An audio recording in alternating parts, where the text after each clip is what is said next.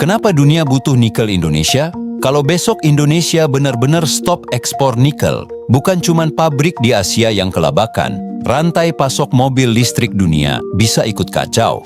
Tesla, BYD, Volkswagen, sampai pabrikan baterai raksasa di Cina dan Korea bisa langsung kena imbasnya. Ini bukan lebay, ini realita yang sedang dihadapi dunia di 2025. Karena di balik semua janji masa depan hijau, ada satu masalah besar yang jarang dibahas secara jujur. Bahan bakunya tidak siap. Gua mau ajak kalian pelan-pelan ngerti satu hal penting. Revolusi mobil listrik itu bukan cuma soal teknologi canggih atau desain futuristik. EV itu berdiri di atas satu fondasi yang sangat rapuh, yaitu pasokan mineral kritis. Dan dari semua mineral itu, nikel adalah salah satu yang paling krusial. Tanpa nikel, baterai EV berkapasitas besar dan jarak tempuh jauh itu cuma mimpi. Masalahnya, dunia sekarang lagi ngebut target net zero, larangan mobil bensin, subsidi EV besar-besaran. Semua negara mau cepat, tapi alam nggak bisa dipaksa. Tambang nggak bisa muncul dalam semalam. Dan di titik inilah Indonesia pelan-pelan berubah jadi pusat gravitasi industri EV global. Jadi video ini bukan soal Indonesia punya nikel terbesar, itu basi. Ini soal satu fakta pahit. Tanpa Indonesia, laju revolusi mobil listrik dunia bisa melambat drastis, bahkan berantakan.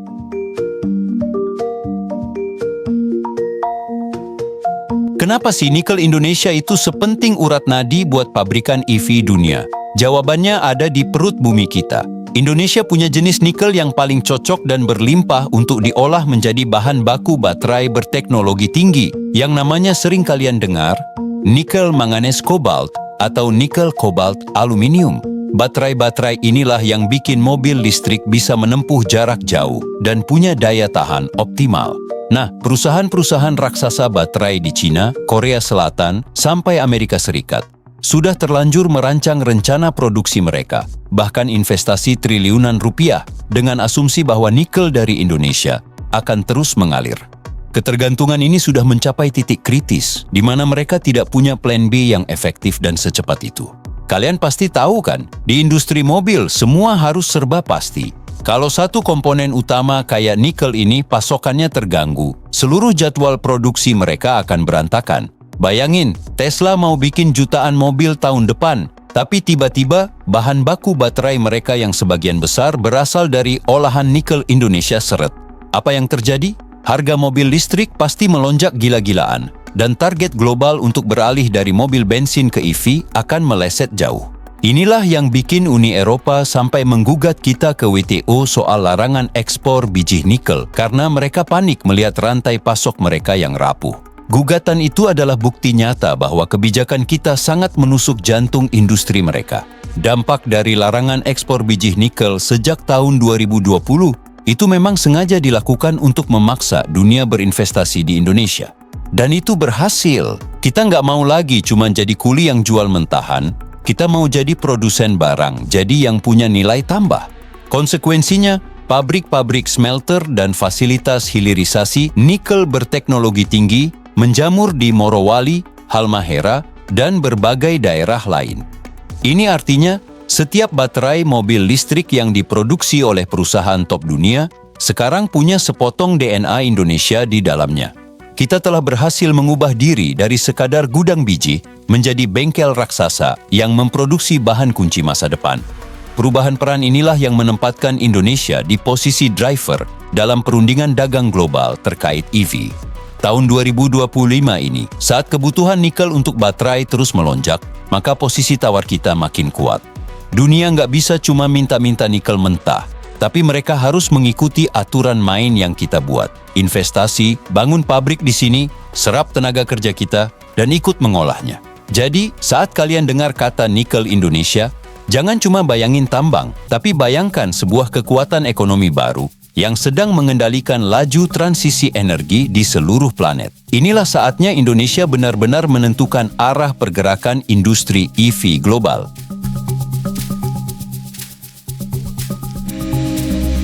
Sekarang kita masuk ke urusan produksi dan harga, yang penuh drama dan emosi.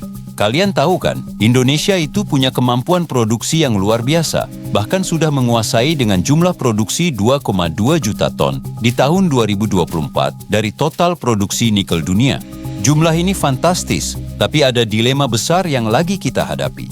Produksi yang terlalu masif dan cepat itu, di satu sisi, memang memenuhi dahaga dunia akan nikel Fe, tapi di sisi lain, dia punya efek samping yang bikin banyak pihak kelimpungan, yaitu harga nikel dunia jadi anjlok. Bayangin aja, saking banyaknya suplai nikel olahan dari Indonesia, harga komoditas nikel global sempat jatuh bebas. Produsen-produsen nikel di negara lain, seperti Australia atau Kanada, sampai teriak-teriak karena biaya produksi mereka jadi lebih mahal dibanding harga jual. Mereka merasa Indonesia merusak pasar karena kita berhasil memproduksi dalam volume besar dengan biaya yang relatif efisien berkat hilirisasi dan investasi besar-besaran. Situasi ini menciptakan ketegangan geopolitik yang sangat terasa. Mereka bilang kita curang, padahal kita cuma memanfaatkan kekayaan alam kita dengan lebih cerdas. Maka muncul isu yang sangat sensitif di tahun 2025 ini, pembatasan produksi. Beberapa pihak, termasuk asosiasi penambang kita sendiri, mulai mempertimbangkan untuk memangkas kuota atau laju produksi nikel. Langkah ini, kalau benar-benar dilakukan, adalah bom waktu yang dampaknya akan terasa ke seluruh dunia. Kenapa? Karena begitu suplai dari Indonesia berkurang, harga nikel di pasar internasional pasti akan melonjak tajam. Kenaikan harga ini otomatis akan mengerek biaya produksi baterai, dan ujung-ujungnya harga jual mobil listrik di Amerika, Eropa, sampai Cina akan ikut naik. Kenaikan harga EV ini jelas akan memperlambat adopsi mobil listrik secara global. Orang-orang yang tadinya mau beralih ke EV karena harganya mulai terjangkau, bakal mikir dua kali. Inilah kenapa dunia itu takut pada kebijakan Indonesia. Kita memegang remote control untuk menaikkan atau menurunkan harga EV global. Kalau kita putuskan untuk lebih konservatif dalam produksi demi menjaga harga dan cadangan kita di masa depan, maka mimpi cepatnya transisi energi hijau di dunia akan tertunda. Keputusan ada di tangan kita, dan ini membuat para eksekutif perusahaan mobil besar di seluruh dunia menahan napas setiap kali ada kabar terbaru dari Jakarta.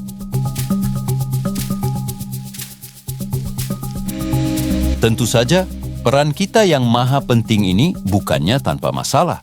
Di balik kemegahan angka produksi dan investasi triliunan rupiah, ada tantangan besar yang harus kita hadapi, dan ini juga menjadi perhatian serius dunia.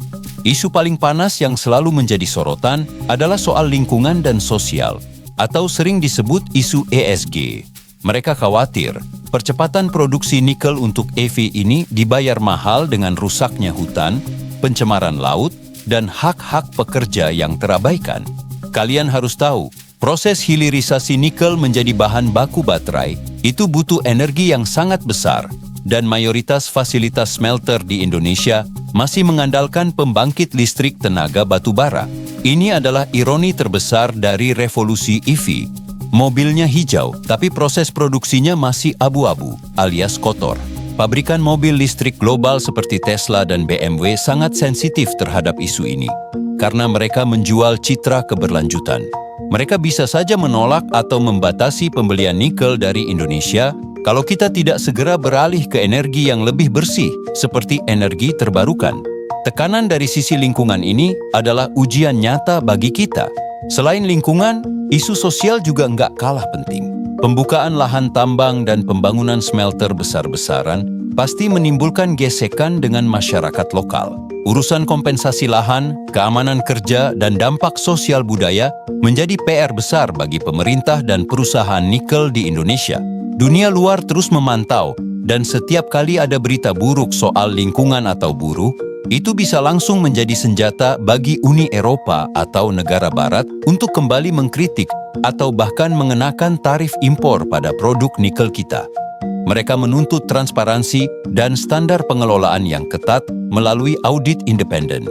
Jadi, peran Indonesia sebagai raja nikel EV dunia ini datang dengan tanggung jawab yang sangat besar. Kita nggak bisa cuma senang-senang dengan devisa yang melimpah, tapi harus memastikan bahwa kekayaan alam ini diolah dengan cara yang berkelanjutan. Kita harus berani berinvestasi besar-besaran dalam transisi energi bersih untuk smelter kita. Dan kita harus pastikan bahwa masyarakat lokal di sekitar tambang ikut merasakan manfaatnya, bukan cuma kerugiannya. Kalau kita bisa atasi tantangan ESG ini, maka posisi tawar kita akan makin tak terbantahkan dan klaim kita sebagai pemimpin EV global akan benar-benar sahih.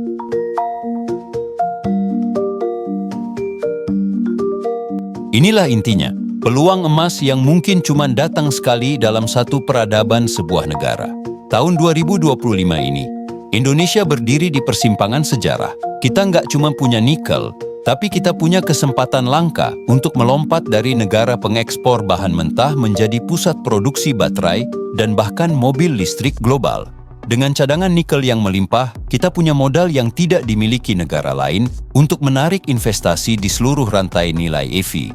Coba kalian perhatikan, hilirisasi yang kita lakukan ini nggak cuma berhenti di nikel setengah jadi. Para investor global, didorong oleh kebijakan kita dan cadangan kita, kini mulai membangun pabrik-pabrik pembuatan bahan kimia prekursor baterai, bahkan sampai pabrik sel baterai yang utuh di Indonesia. Artinya, kita sedang menuju ke tahap di mana kita nggak cuma menyediakan bahan baku, tapi kita akan memproduksi langsung jantung mobil listrik di dalam negeri. Beberapa pabrik bahkan sudah diproyeksikan mulai produksi massal pada tahun ini atau tahun depan, meningkatkan kapasitas hingga puluhan GW. Ini adalah lompatan besar yang luar biasa. Posisi ini membuat Indonesia menjadi pemain kunci yang menentukan. Kita bisa mendikte kemana arah pengembangan teknologi baterai, kita bisa memilih mitra strategis yang paling menguntungkan, dan kita bisa menciptakan lapangan kerja berkualitas tinggi bagi anak-anak bangsa. Kita punya kekuatan untuk menegosiasikan perjanjian dagang yang jauh lebih menguntungkan, karena produk yang kita ekspor sudah bernilai puluhan kali lipat daripada biji nikel mentah. Inilah yang disebut transformasi ekonomi sejati, menggunakan kekayaan alam untuk membangun industri manufaktur yang kuat.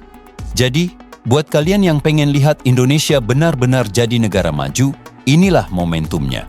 Revolusi EV itu real, dan Indonesia adalah kunci utamanya.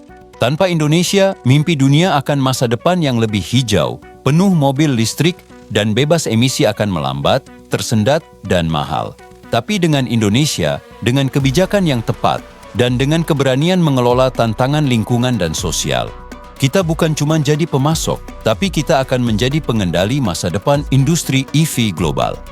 Ini bukan lagi soal nikel, tapi soal penentuan nasib bangsa di panggung dunia.